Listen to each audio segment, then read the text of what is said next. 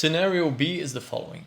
We want disabled functionality on our development environment and we want enabled functionality on our production level. So it's actually quite the opposite of scenario A. A very common use case is caching. So on our development, we don't want caching enabled for obvious reasons. We want to change something code in our module or template files, and we don't want to clear the caches all the time to see the difference, to see the changes on our development platform.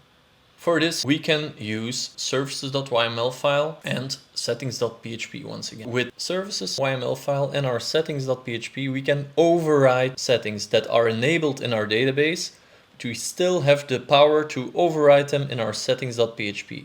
For the configuration, this actually stays the same. The active and the sync store, they remain untouched, but we still overrule them in our settings.php file. Let's have a look on how this looks. So what I'm gonna do is